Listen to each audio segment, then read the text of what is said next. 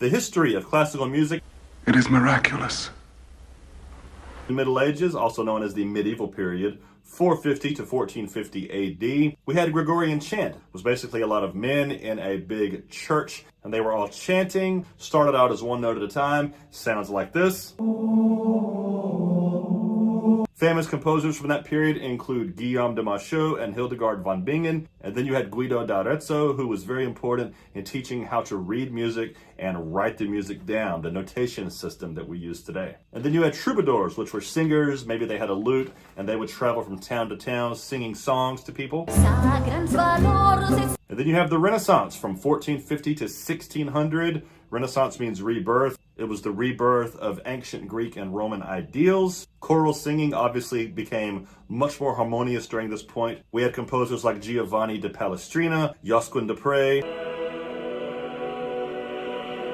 The Baroque era, 1600 to 1750. Everything got very, very fancy and grandiose during this period. Antonio Vivaldi is known for the Four Seasons, very popular songs. You know this one, Spring. As well as this portion from Winter, which was used in Wednesday. Johann Sebastian Bach wrote lots and lots of music. He actually did have 20 kids with 2 wives.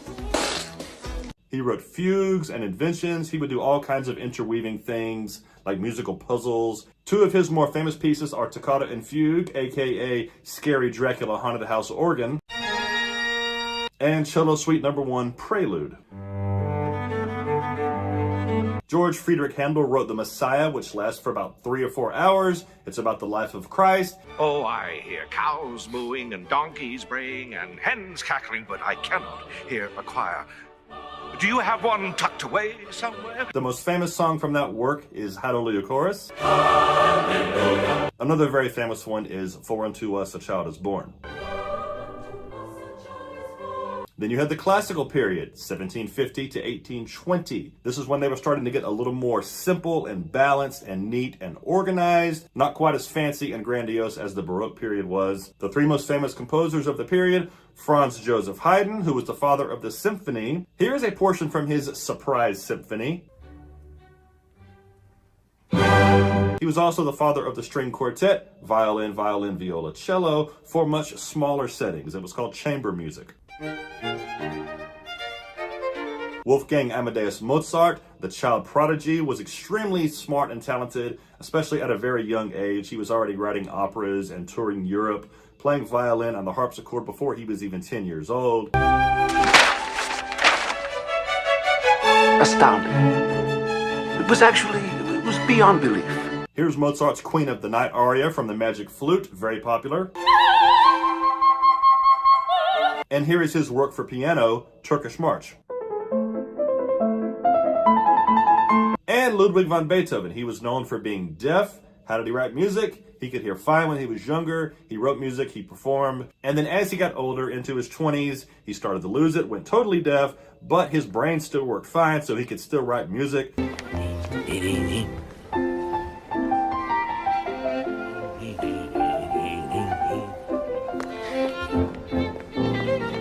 And he wrote lots of great stuff like Feuerlies, his 5th Symphony, his 9th Symphony,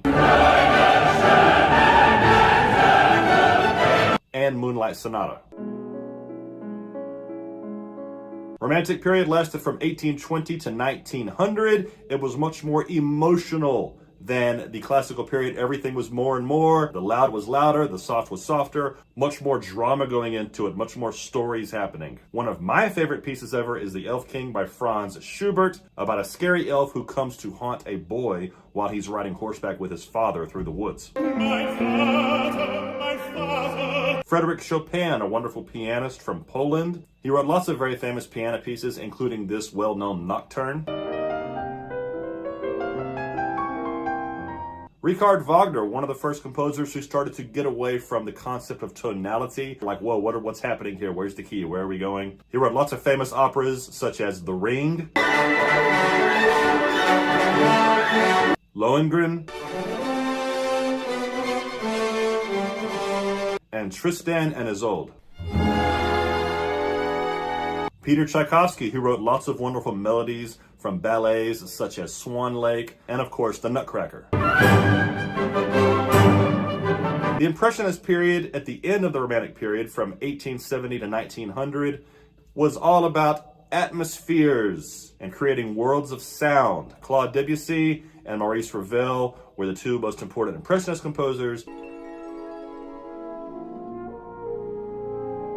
Into the modern period, which is more or less 1900 to present, Igor Stravinsky, who was pushing even more away from classic tonality.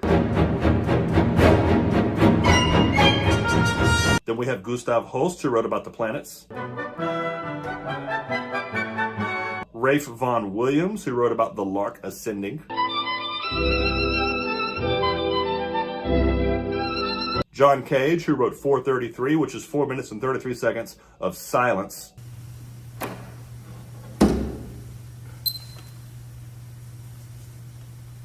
And Aaron Copland, who incorporated lots of folk songs into his music. Who doesn't love this hoedown? And of course, with the invention of movies, we now have famous composers like John Williams,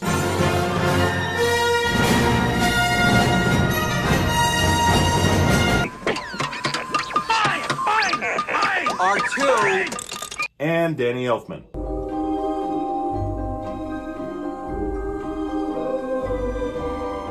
My goodness sake, I wonder what it's like to be that rich. I hope you enjoyed that. I really would appreciate it, guys, if you would like and subscribe and comment and share. Thank you so much for watching, guys. I appreciate it.